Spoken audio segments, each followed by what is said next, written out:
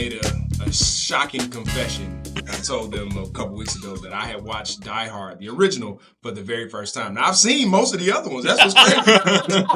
I just terrible, watched man. the original. It is August almost 2022. And I was born in 1987. And yeah, I watched Die Hard for the first time about, 3 weeks ago? Yeah, that's cool though. So, which I really enjoyed it. But anyway, okay. Yeah, that's Back to cool. what we were Well, I'm talking glad. about. So that was the key. Did you enjoy it? Yeah, oh man, it was fantastic. It's groundbreaking. I'm like, I see why this is a classic. You know what I mean? That's important, man. I mean, that's a groundbreaking film. Yeah, go ahead. Yeah, absolutely. That's all right. I'm good. Yeah, because like when you're talking about, like, if you really think about it, like when we were growing up, the 80s almost gave you an identity. Yeah, Like, yeah. You know what I'm saying? Because you had, just think about, like, if you think about the 80s, just think about all the influences there. Absolutely. Hip hop, you know what I mean? You had movies, even the way people dressed, the way the dance was.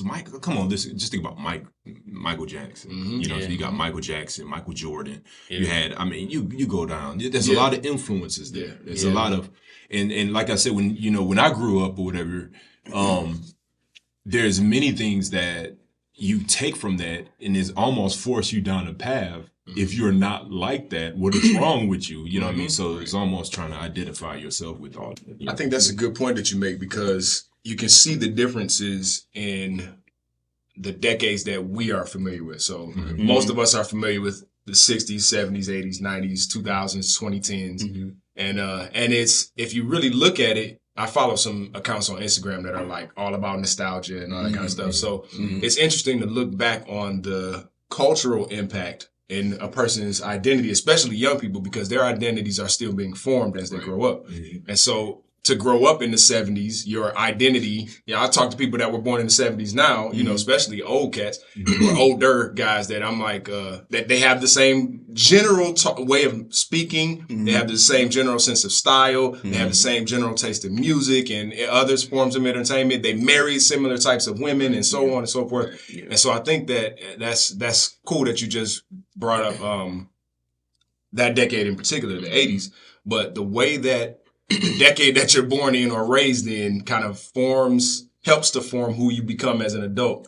Is astounding to me, which is why I think that mass media, entertainment, and all of those things are so effective and important to make sure that we help our children to learn how to navigate through, especially now in the age of social media, navigate through like you said, the influences that come from popular culture, because without guidance, everybody, we're literally creating lemmings. I mean, just, it's, so true. What do you call it?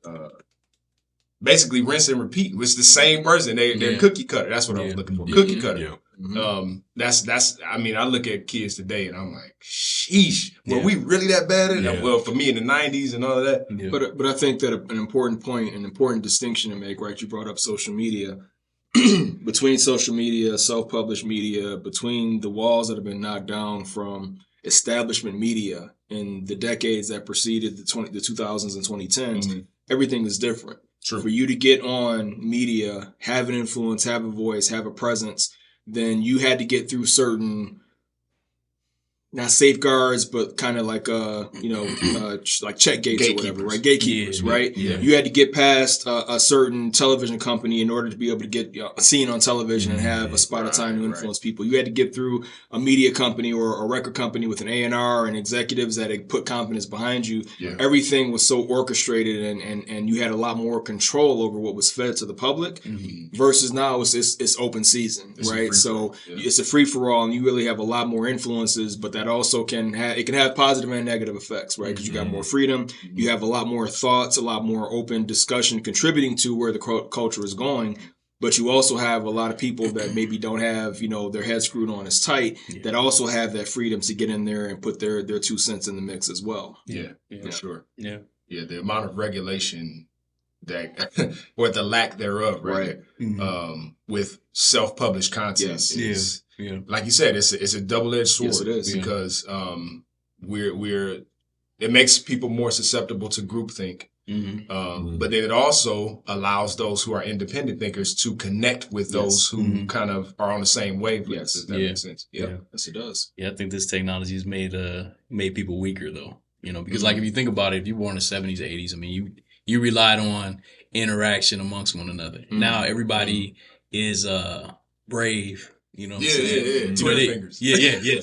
Everybody is going to say certain things that they wouldn't necessarily say to you in your face. Right. You know what I'm saying? Exactly. And then it creates this whole culture of like a false identity. Yeah. Like I'm tough, or I'm the man, and it's like you're kind of not though. I mean, like you're living through a phone, and this is like, come on, man. I mean, it's like for us, like I feel like definitely in the 70s, like we the bridge, like because. I mean, we came up, we had 8-tracks, cassette tapes, laser discs, CDs. You know what I'm saying? It's like, you look at all this different technology, you look at the evolution of it, and then it goes along with what you're saying about it's just watch, rinse, and repeat. I mean, I saw acid wash jeans the other day. So I'm like, really? Like, why? Yeah. But I think it's also, man, when you come up in a certain time, depending on what era you come up in, it helps define your character. And it helps to really help to define who you are, man, because I do feel for kids that are born in the 2000s. Moving forward, I really do. Like if you were born in like 2009 or something, 2000, it's kind of rough, man, because you're coming in an age where literally everybody's communicating through just strictly social media. I think that's very difficult to actually mold your own identity. I was telling G, I'm like, man, this kid's like killing themselves. They just can't cope with all that's going on. And it's a lot going on, man. I mean, it's a lot of darkness. We're living in a dark, dying world, and people are killing themselves of all ages, but particularly like a certain area of age bracket. So, that can really be harmful to the overall, like you said, groupthink and people who relying on bouncing off one another. That can really be harmful. You start watching your friends kill yourself, you're like, I may as well join the crowd too. You know what I'm saying? So, Is it the sense of, I mean, this is a rhetorical question, you know what I mean? But could it be the rejection aspect is unacceptable?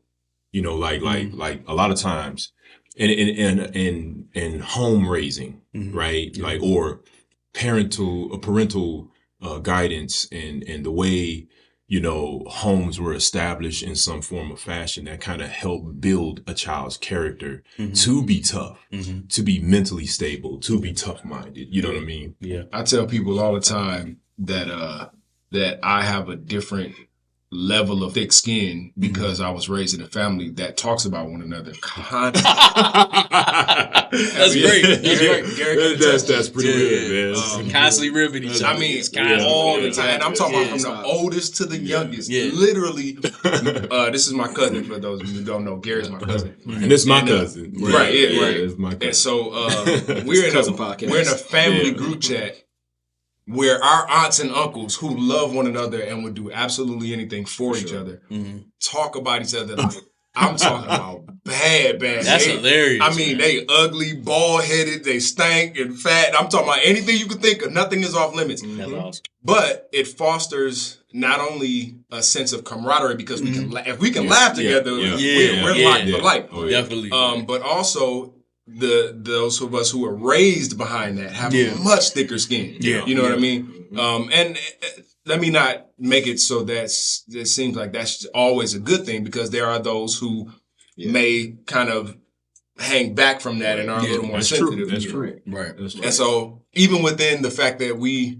as a family clown one another constantly, there are still those who we kind of feel like maybe are a little less, maybe a little more off limits, or that type of thing. Or there we know there's certain triggers for them. Exactly. Certain things that can't be particularly breached in conversation or as a joke. Like, what was your last paycheck looking like? Right. I'm telling you. I got that in school, though. I love that, man. I love that kind of camaraderie. I got that in school. Like, dudes, we called it capping on each other. Capping. You know they changed the definition of capping. But go ahead. Oh, man. We used to go in on each other. And, like, people would come for me. And, because people look at, like, oh, he quiet, And then when I start talking, they're like, oh, man, we ain't ready. We weren't ready. Because we used to do the same thing to each other. Because, like, dudes would come for you, like, look at your shirt. I'd be like, but look at your forehead. And then, now I'm going to tell you, if you could get the girls laughing, it's you were good. Right. Like, you could lay back. You could crack one joke on a dude that tried to, like, try you. And if you get them good and the girls laugh, you can just sit back and coast. And you the man for, like, that whole semester. Exactly. So, I know it is, man. I got that in school. That was fun, man. Yes. Oh, my goodness. But, and it's funny that you say that. Like, once again, it's like, it's all about what.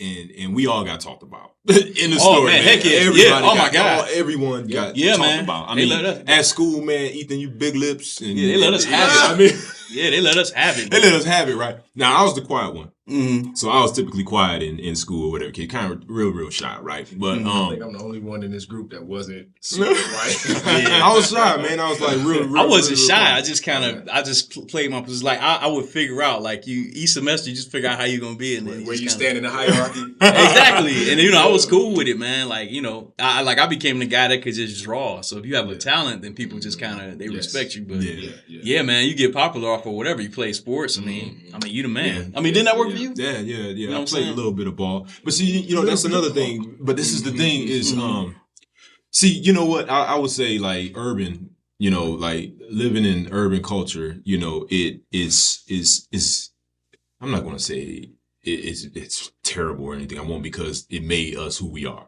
Right. Yeah. You know what I'm saying? It made us who we are. Yeah. What it is, you take those, you take whatever place you find yourself in. Mm-hmm. You have to do your best to find the outlet that will not be detrimental. I agree. You know what I'm saying? Yeah. Like, and it's hard because you have so many people that want to give you an identity. Exactly. You know what I'm saying? Like you said, Caps. Mm-hmm. Yeah. If you are not creative enough to dodge that bullet, you will become for sure that dude with the big forehead for the rest of the 4 years of high school. Yeah. You know what I'm saying? It might give you a complex that you can struggle with. Exactly. Right. You start combing your hair over your head. right. You know what I'm saying? Because it's like. True. They would let you have it, man. Yeah. They would, man. Because I knew like, so cruel. I knew like back then I wasn't gonna be that guy though. Like I knew back then, like I don't know, man. Household I come from, I mean, it's like I was the oldest, so I just kind of knew how to adapt to things. You know, my younger brothers, and then it's just like when you go to school. Man. Adam nuts. Yeah, he was crazy. It was like when you go to school, man, you got all these other people to bounce off of, and it's just like you learn fast. I mean, I love like how you say you have your family. Like for me, school was like that, and it really helped shape.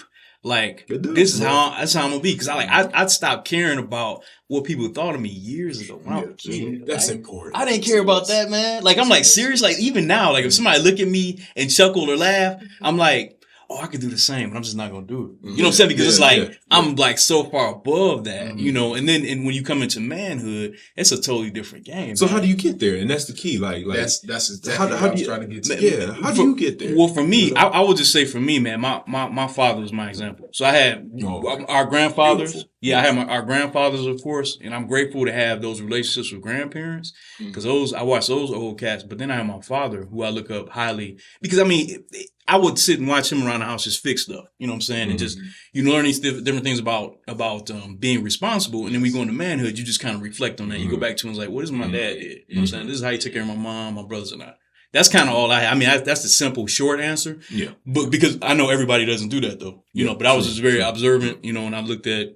Well, this is what he's doing, and everybody seems to like him, so I'm gonna just do the same thing, and that's kind of where. But then I came into my own too, and just I'm probably a little more social than my dad, But I mean, coming into manhood for me is just like understanding what your responsibilities are and really embracing the fact that